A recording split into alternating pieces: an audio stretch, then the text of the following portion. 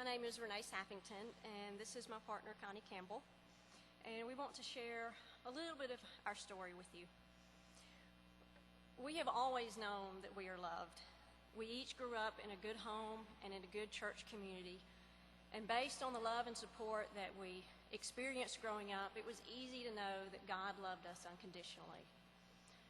Even so, when we realized we were gay, we each really struggled with it, and we wondered if this was something we needed to give up for God.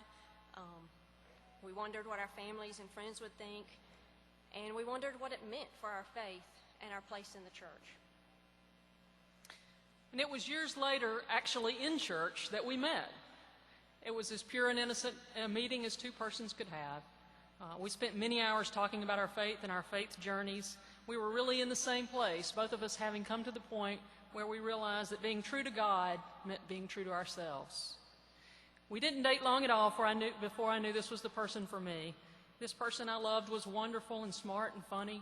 She helped me to be a better me, and I actually helped her to be a better her. Together we were more than the sum of our parts. Over the course of a year, we knew we wanted to spend our lives together, so we wrote our vows and we went to the church. But since the denomination of which we were members does not condone same-sex unions, we did not go in. Instead, we remained in the parking lot. And there, outside the doors of our church, but no less in the presence of God, Renee and I vowed to love, honor, and cherish each other till death we do part. And that was 11 years ago. And since then, our relationship has grown, as has our faith. And as our faith grew, we found ourselves needing a new church home. Around 4 years ago, we started attending a small study group at Parkway Hills United Methodist Church. We started going to Sunday school and the worship service, and soon realized that we had found what we were looking for. We joined the church and felt very welcomed.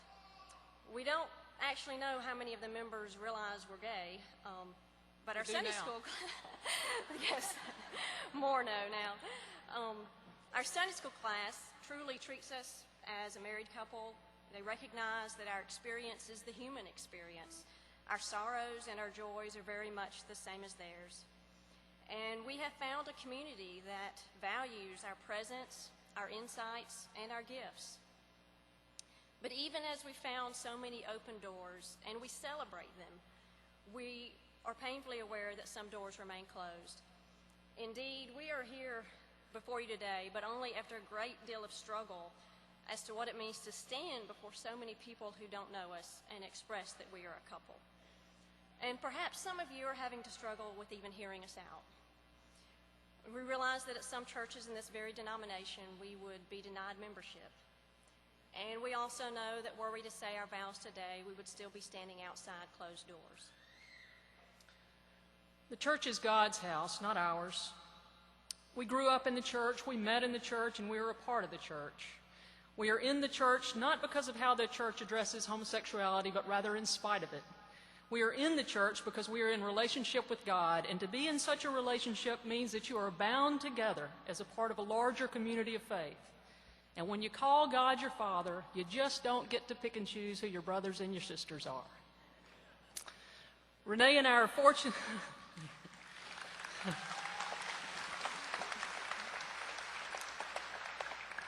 Renee and I are fortunate enough to know that we are loved and to have found such a wonderful community of faith. We have no doubt that God embraces who we are and blesses our relationship, that God's doors are open even when the church's doors sometimes aren't. We also know that many others are not so fortunate, that they've been met with judgment or condemnation, that they're hurting, angry, or confused, not realizing that the church just doesn't always speak for God. Some have given up on themselves, some have given up on God, and some, understandably so, have given up on the church.